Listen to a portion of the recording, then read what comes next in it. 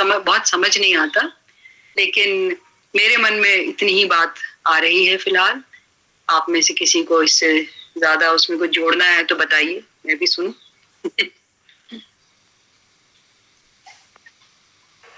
प्रणाम मैम, मेरी आवाज आ रही है? आ रही है, हाँ बोलिए।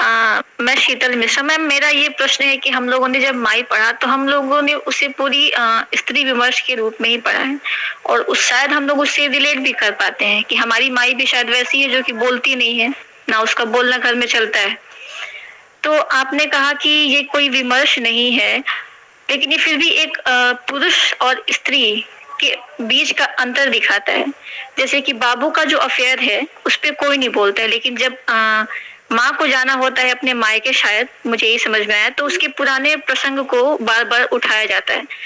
तो ये तो एक स्त्री को दबाना ही हुआ, या फिर उसकी चीजों को नहीं दिखाना हुआ उसके खिलाफ। नहीं, इससे शीतल जी, इससे मैं कोई इनकार नहीं कर रही हूँ। मैंने आपसे बस इतना इतना कहा कि मैं स्त्री विमर्श की सोच कर कोई चीज नहीं लिखती, पर जाहिर है मैं इस समाज के बारे में लिख रही हूँ, जिन अनुभवों को जानती हूँ अपने और आसपास और अपने सोच में, और उनको जोड़कर कुछ तरह तरह से उनको एक साहित्यिक पेशकश उनका बनाती हूँ। मैंने बस ये कहा कि मैं ये सोच कर नहीं लिखती हूँ कि मुझे स्त्री विमर्श के अंतर्गत कोई चीज करनी है। मैं कुछ इंसान जिनके प्रति मेरे भीतर संवेदना जागती है, जो अक्सर औरतें होती हैं, पर और भी तरह के इंसान हो सकते हैं, और साहित्यकार अक्सर उन लोगों की तरफ नजर उसकी जाती है जिनकी तरफ दूसरों की नजर नहीं गई है, या उन्हें लगता है कि उस तरह से नहीं देखा जैसे देखा जा सकता है, या लगता है कि वो दरकिनार पड़े हुए। तो मेरी नजर उन इंसानों पे गई और मैंने लिखा, ये सोच कर नहीं कि स्त्री नारीवादी आंदोलन में मैं बात कहाँ बढ़ा रही हूँ, या नारी विमर्श में ये पूरा टेक्स्ट कहाँ फिट होता है। इसका ये मतलब नहीं है कि वो नहीं हो सकता। आप कह रही हैं होता है, जरूर होता होगा, पर मेरे चेतन मन में ये फिक्र नहीं थी, ये चिंता नहीं थी। मैंने बस इतना कहा। जी मैम, तो आपको कैसा लगता है इसे स्त्री विमर्श के रूप में पढ़ा जाता है या फिर देखा जाता है? जरूर पढ़ा जा सकता है स्त्री विमर्श के रूप में, पर बस मैं कहती हूँ कि देखिए, कोई भी ठीक है, मतलब उस विमर्श में आप पढ़िए, लेकिन ऐसा ना करिए कि कहीं वो विमर्श ही उसका दायरा बन के रहे। आप जीवन और इंसान और अनुभव और लालच और प्यार और न जाने और कितनी चीजें, उनको भी ले आइए, सोच लीजिए। बस मुझे है कि कहीं ये ना हो कि किसी खास विमर्श के चश्मे से देखने में उसके और पहलू अगर बनते हैं तो उनको ना देख, वो भी देख लें तो मजा आएगा। और वैसे क्यों नहीं, आपके लिए बिल्कुल वो नारी विमर्श का के प्रेम में आती है किताब, तो आपके लिए उस तरह से ही वो सार्थक है। बिल्कुल सही है, मेरा उस पर कोई बस नहीं है और मुझे कोई ऐतराज नहीं है। जी मैम, धन्यवाद। मैम, मेरा एक और प्रश्न था कि मैंने आपका यूट्यूब पे एक इंटरव्यू देखा था, तो उसमें आप कह रही थी कि आप लिखना चाहती थी लेकिन आप बहुत चीजों में उलझी हुई थी। तो जब आप पीएचडी पूरा की तब आपने लेखन शुरू किया। तो लोग कहते हैं कि मतलब कोई ऐसी बातें हैं कि लिखना तभी चाहिए जब जरूरी होगी ये बात हमें कहनी हो। तो आप लेखन को किस वजह से शुरू की? आप कुछ कहना चाहती थी, या फिर आपको लेखिका का दर्जा, जैसे लेखिका बनना है मुझे इसलिए लिखना है? नहीं नहीं, इसका जवाब तो देखिए बिल्कुल बहुत आसान है। हम सब कुछ कहना चाहते हैं, हम सब कहना चाहते हैं, और हम सब अपना रास्ता ढूंढते हैं। तो लेकिन कौन सा जरिया हम अपनाएंगे वो हमें मिलते मिलते मिलता है। किसी को बिल्कुल अकस्मात मिल जाता है, किसी को बहुत सोचने के बाद मिलता है। कैसे होता है ये, उसके पीछे बहुत कुछ रहता है कि आपकी अपनी आपका अपना जीवन किन राहों पे चल रहा है। तो मेरे लिए शायद सबसे बड़ा अड़ंगा तो ये था कि अधिकतर मेरी पढ़ाई जो है वो अंग्रेजी के माध्यम से हो रही थी। तो कहीं ना कहीं मुझे बहुत दिनों तक इस बात का मेरे अंदर पशुपेश रहा कि मैं अंग्रेजी में लिखूं या हिंदी में। और मुझे लगता था कि मैं अंग्रेजी में मैं कोशिश मैंने करी कुछ, लेकिन मुझे लगा कि नहीं, ये बन नहीं रहा है। तो क्यों नहीं बन रहा पता नहीं। और हिंदी में क्या मैं लिख सकती हूँ, क्योंकि मैंने जो मेरी स्कूल और कॉलेज की सारी शिक्षा थी वो अंग्रेजी माध्यम से थी। तो मुझे लगता है कि मैं हिंदी क्या ऐसी जानती हूँ कि मैं लिख पाऊँ। ये इस आत्मविश्वास को या अपनी भाषा को पाने में मुझे वक्त लगा। होते होते मेरे अंदर ये आत्मविश्वास भी जाग गया कि एक तो ये भी मुझे समझ में आता गया कि हिंदी में ही मुझको लिखना है। जिस तरह के परिवेश के बारे में लिख रही हूँ, जिन दृश्यों, जिन सुगंधों, जिन ध्वनियों को जिनसे मैं प्रेरित हूँ, वो अभी हिंदी समाज के हैं। तो मुझे ये हिंदी में ही अच्छा लग रहा है, हिंदी में ही उसकी एक कोई विश्वसनीयता बन रही है मेरे लिए। तो हिंदी में लिखना है, वो तय होता चला गया। और फिर ये कि भले ही मैंने एक फॉर्मल तरह से मेरी शिक्षा हिंदी की नहीं हुई हो, लेकिन मैं खुशकिस्मत थी कि मेरे वक्त तक, आज ये बात नहीं है, पर मेरे जिस समय मैं बड़ी हो रही थी, हिंदी अभी बहुत चल रही थी स्कूलों के बाहर। तो मैं छोटे शहरों में, यूपी के छोटे बड़े शहरों में पली बढ़ी हूँ। तो वहां पर स्कूल में मुझे अंग्रेजी मिलती थी, लेकिन बाकी सब जगह मुझे हिंदी मिल रही थी। तो धीरे धीरे ये भी समझ में आया कि भले ही लगे कि भाई मेरी शिक्षा तो अंग्रेजी के माध्यम से हुई है, हिंदी से मैं अलग नहीं रही हूँ। मैं हिंदी पढ़ भी रही हूँ, सुन भी रही हूँ, और बहुत से स्तरों पे सुन रही हूँ। मैं बाजार की हिंदी भी सुन रही हूँ। मैं जो शहर में मुशायरा और कवि सम्मेलन हो रहा है, वहां पे भी हिंदी और उर्दू सुन रही हूँ। मैं अपने माता पिता की हिंदी सुन रही हूँ। तो कहीं ना कहीं हिंदी की भी शिक्षा मेरी हो रही है। तो जैसे जैसे ये चीज मुझे समझ में आती गई, काफी वक्त लगा, मैं हिंदी लेखन में चली गई। और साथ ही ये भी था, देखिए, कि इच्छा थी कि अपने को आत्मनिर्भर बनाऊंगी। तो आत्मनिर्भर बनाने के लिए हिंदी में लेखन या साहित्य लेखन कहाँ तक मेरा सहायक होगा, यही बात उस समय बिल्कुल स्पष्ट नहीं थी, बल्कि चिंताजनक थी। और शायद आज भी है। आप अगर साहित्य लेखन से अपना जीवन यापन करना चाहते हैं तो आप अटक ही जाएंगे। अब सभी आप देखिए, ज्यादातर साहित्यकार जो लिख रहे हैं तो वो साथ साथ पत्रकारिता भी करते हैं या यूनिवर्सिटी कॉलेज में पढ़ाते भी हैं। वो अकेले अपने साहित्य लेखन पे नहीं जी पाते। तो ये सब चिंताएं मुझे दूसरे तरफ रखे हुए थे कि अच्छा इतिहास करो, अच्छा नौकरी किसी तरफ ढूंढो। होते होते मेरे अंदर ये हिम्मत आई कि नहीं, अगर लिखना है तो ये जोखिम उठाना पड़ेगा, छोड़ो सब कुछ और हिंदी में कूदो। इसलिए मैंने शायद औरों के मुकाबले देर में ही शुरू किया। धन्यवाद मैम। माई को हम लोगों ने पढ़ा, लेकिन आपकी इस वक्तव्य के माध्यम से, बात के माध्यम से हमको माई को एक दूसरे नजरिए से भी देखने का मौका मिला, समझ आया। धन्यवाद मैम। सृष्टि का एक प्रश्न है कि आज के समाज में ऐसी महिलाएं जो बाहर से तो खुश दिखती हैं और वो भी शोषित होती हैं, क्या उनका इस प्रकार शोषित होना सही है या उनको अपने प्रति हो रहे शोषण के प्रति आवाज उठानी चाहिए? तो आवाज उठानी चाहिए तो कैसे, क्यों? क्योंकि आज भी महिलाओं को समाज का भय दिखाया जाता है। देखिए, इसका जवाब हर महिला को खुद देना पड़ता है। और ये जो महिला संगठन हैं, ये जो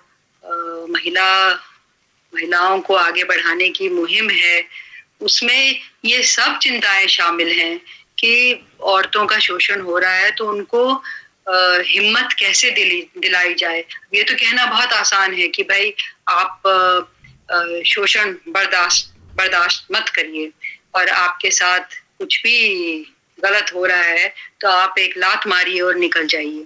पर लात मार के आप निकल कहाँ जाए, तो ये सवाल तो आता है ना। तो बहुत सी स्त्रियां ये सोचती हैं कि हम यहीं पे चुपचाप अपना सर नीचे करके अपने कमरे में घुट घुट के ही रह लें, या कि निकल जाएं जहां पर वही पुरुष समाज है जो हमको उसी तरह नग्न करेगा, उसी तरह हमारा शोषण करेगा। हम कहाँ जाएं कि हमको एक आसरा मिले।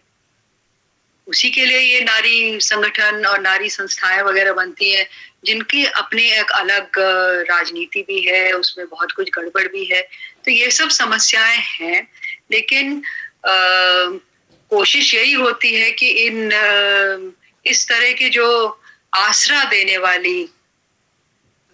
वाले तत्व हैं, इनको ये मुहिम जोड़ पाए, ताकि औरतों को घबराहट ना हो, डर ना लगे कि अगर हम कोई हिम्मत लेंगे तो हमारे पास कोई जगह नहीं होगी, कोई छत नहीं होगी। उनको एक छत मिले, ये कोशिश होती है, लेकिन हमको, महिला को खुद ये अंदर से भी ये हिम्मत तो करनी पड़ेगी, और हर महिला का ये अपना अलग निर्णय होगा। तो ये दोनों चीजें हैं कि उसको कहाँ दिखता है कि हाँ मुझे आसरा मिल सकता है, और ये भी कि वो खुद तैयार है कि थोड़ा तो उखड़ने में कुछ सोचिए कि एक त्रास से तो गुजरना पड़ेगा ही, तो हम किस चीज के लिए तैयार हैं।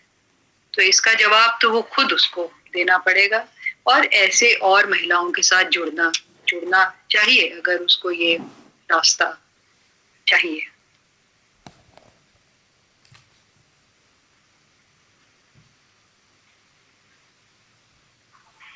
और किसी के प्रश्न?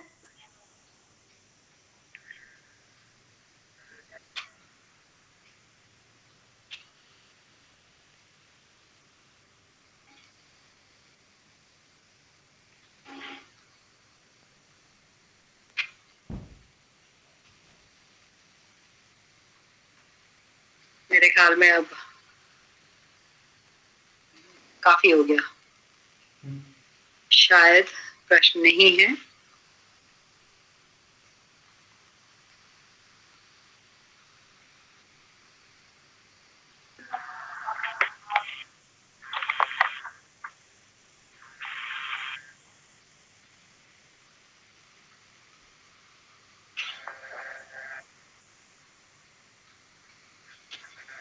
अगर शशि मैम की अनुमति हो तो मैं धन्यवाद ज्ञापन के लिए मीनू मैम को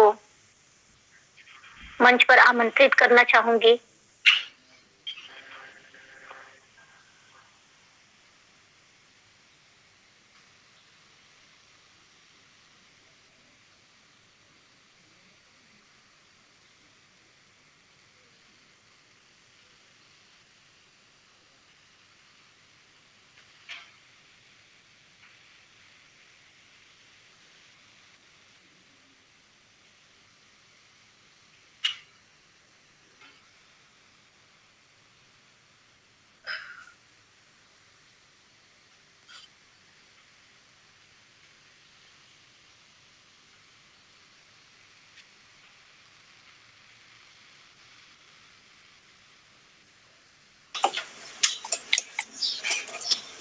श्वेता, मुझे लग रहा है कि हाँ मैं देख पा रही हूँ। हाँ, आज पता नहीं क्यों बार बार मैं डिस्कनेक्ट हो जा रही हूँ। मुझे बड़ा अफसोस हो रहा है कि हो क्या रहा है। वैसे मेरी एक जिज्ञासा थी गीतांजलि जी से कि थिएटर से जुड़ने की कौन सी अनिवार्यता थी, सृजनशीलता का वह कौन सा जो है प्रेरक तत्व आपके भीतर उपजता रहा है कि जिसकी वजह से आप उस विधा में भी अपनी अच्छी खासी दखल बनाई हुई है और काम कर रही हैं। थोड़ा सा इस पर जिज्ञासा को शांत कर दें, और फिर श्वेता आप धन्यवाद ज्ञापन के लिए आमंत्रित कर लीजिएगा। देखिए, कुछ चीजें शशिकला जी बिल्कुल बिना इरादे के भी हो जाती हैं, गैर इरादे। मैंने तो कभी सोचा नहीं था कि मैं थिएटर की तरफ भी जा सकती हूँ। और ये कुछ, आप यकीन मानिए, कुछ दोस्ती दोस्ती में हुआ कि किसी एक थिएटर वाली ने, जो बहुत ही जानी मानी थिएटर की हस्ती हैं, अब तो बहुत सीनियर हो गई हैं, उस समय हम लोग सब बहुत जवान थे, तो अनुराधा कपूर, वो यहाँ के नेशनल स्कूल ऑफ ड्रामा में डायरेक्टर भी रही और बहुत नाटक वगैरह डायरेक्ट करती रही हैं। तो अनु ने मुझसे एक बार कहा कि तुम लिखोगी, हम लोग एक टैगोर का अडेप्टेशन करेंगे, तो तुम लिखो उसके लिए। तो मैंने कहा कि मैं उस समय मैं इसमें अपने साहित्य लेखन में भी मैं 1 ही 2 साल पुरानी थी उस समय। तो मैंने कहा कि मुझे मालूम नहीं मैं कर पाऊंगी कि नहीं, पर अगर आपको लगता है तो मैं जरूर कोशिश करूंगी। तो बोली हाँ, मुझे लगता है कर लूंगी। तो शुरू यहाँ से हुआ, और फिर उस ग्रुप के साथ फिर मिलके मैंने पटकथा लिखना शुरू किया नाटक के लिए। जो मजे की बात थी, उसके बाद मैंने अभी तक 1-2 बार ऐसा हुआ है कि कुछ हम लोगों ने एक बिल्कुल शुरू से अंत तक एक अपने मूल नाटक लिखा है, पर ज्यादातर कहीं कोई और टेक्स्ट था, कोई पाठ था, उसको हमने उठाया और उसके संग हमने बहुत सा जिसको कहते हैं कि ऐसी चीजें करी जो शायद पहले नहीं की गई उसके साथ। जैसे हमने उमराव नाटक लिया, तो जो उमराव की कहानी है बस उसी तरह से उसको नहीं रखा हमने, तो उसके संग हमने बहुत अपना जो एक दखल, और औरत की नजर का दखल यहाँ पर भी बहुत आया। तो ये सब हम करने लगे, और फिर हमने मिलकर एक ग्रुप बनाया जिसका नाम विवादी रखा। तो विवादी के 2 मतलब है। एक तो कि विवाद, कि आप बहस कर रहे हैं चीजों पर, आप विवाद में पड़ते हैं।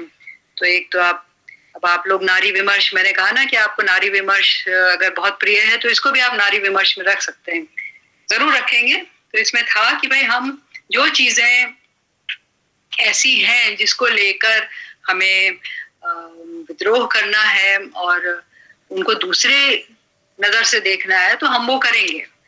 तो हमने विवादी, एक तो ये उसका मतलब था, इसलिए हमने उसका नाम विवादी रखा। दूसरा, संगीत में आपको मालूम होगा कि विवादी स्वर होता है। विवादी स्वर वो स्वर होता है जो निषेध है, नहीं लगाया जाता। लेकिन जो बहुत बड़े उस्ताद हैं उनमें ही हिम्मत होती है कभी वो विवादी स्वर लगाकर भी राग को बिल्कुल कहां से कहां पहुंचा देते हैं।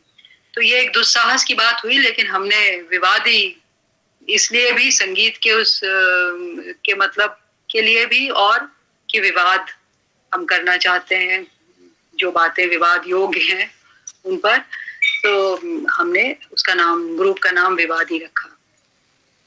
तो शुरू ऐसे ही कुछ समझिए कि दोस्ती में और खेल खेल में हुआ, लेकिन मेरे लिए ये बहुत बड़ा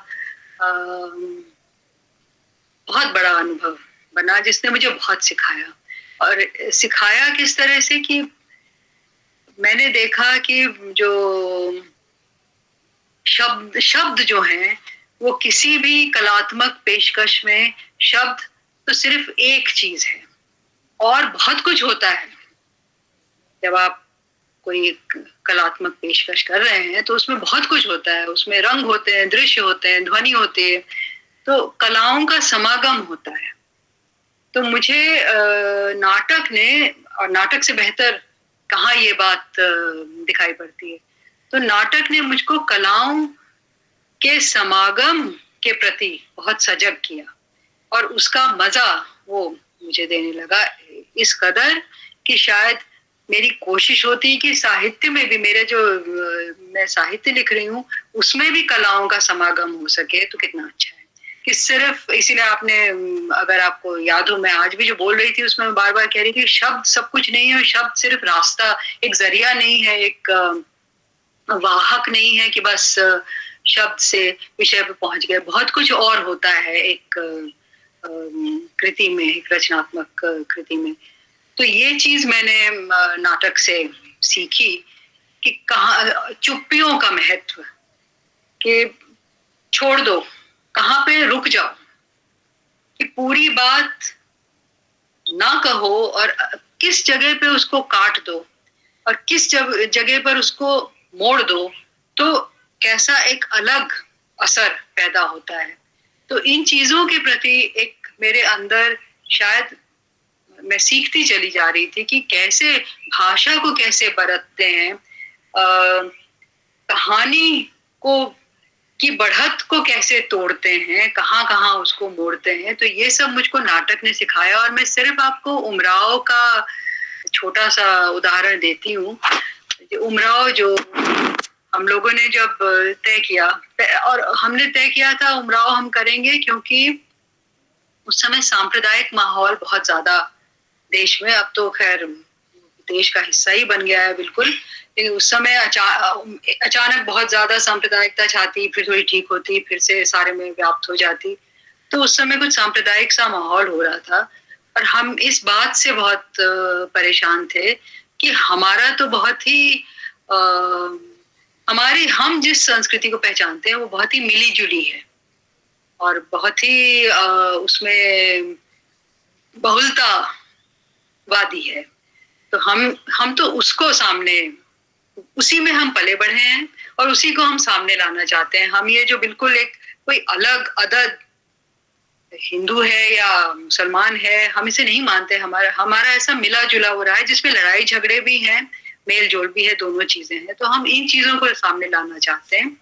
तो इसमें एक तो उमराव टेक्स्ट हम में से किसी को सूझा कि उमराव जो लखनऊ की है और उस समय का जो लखनऊ है वो वारिस शाह, वो जिस तरह के संस्कृति को मानते हैं और उमराव खुद, मतलब ये तो बिल्कुल मिली जुली संस्कृति का वक्त, और उसमें उर्दू जबान भी है और जिसको हम कहते हैं कि हिंदी और उर्दू का अगर आप फर्क माने तो हिंदी की बहुत सी चीजें हैं, उस तरह के लोकगीत हैं और गजल भी है और राग भी है और क्या क्या है। तो हम इस संस्कृति को सामने लाना चाहते थे।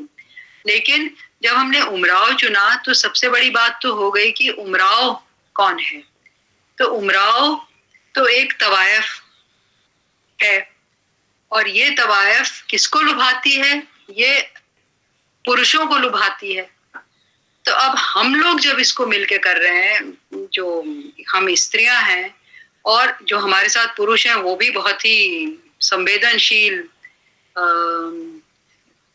स्त्रीत्व वाले पुरुष हैं, तो हम लोग तो उस तरह से नहीं उमराव को दिखा सकते हैं। हमारे लिए उमराव वो वाला उसका रंग रूप बनता ही नहीं है जो इन आदमियों के लिए बनता है। ये खूबसूरत तवायफ जो बहुत बढ़िया शायरी भी करती थी वगैरह। तो इसी में, इस शुरुआत में ही हमको एक समझिए कि एक दिशा भी मिली और एक मजा भी मिला कि हमारे लिए उमराव एक ये ग्लैमरस रेखा जो फिल्म में बनी है उमराव, उस तरह की हीरोइन नहीं है। तो हमने उमराव के लिए जिस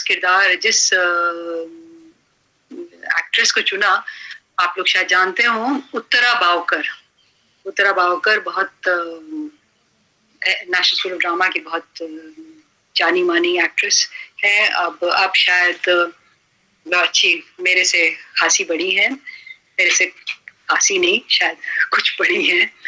और उस समय भी वो रेखा की तरह नहीं थी, वो एक स्ट्रॉन्ग पर्सनालिटी थी और उम्र में कम नहीं थी, ऐसी यंग वुमन नहीं थी। तो हमने उत्तरा को उमराव बनाया।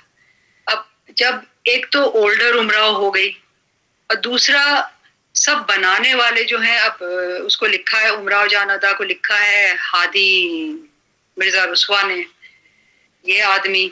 अंग्रेजी में तर्जुमा किया है खुशवंत सिंह ने, वो आदमी।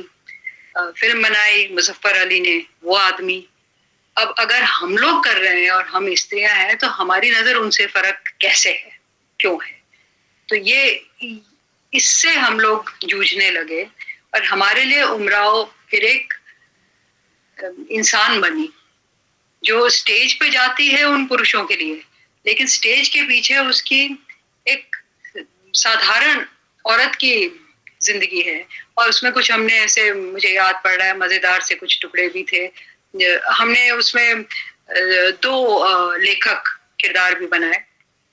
एक स्त्री लेखक जो मैंने उसका अभिनय नहीं किया, पर एक स्त्री लेखक, और एक मिर्जा हादी रुस्वा, तो जो अपने लखनऊ और उमराव और शेर व शायरी और तवायफों की खूबसूरती और इस सब की बात करते हैं।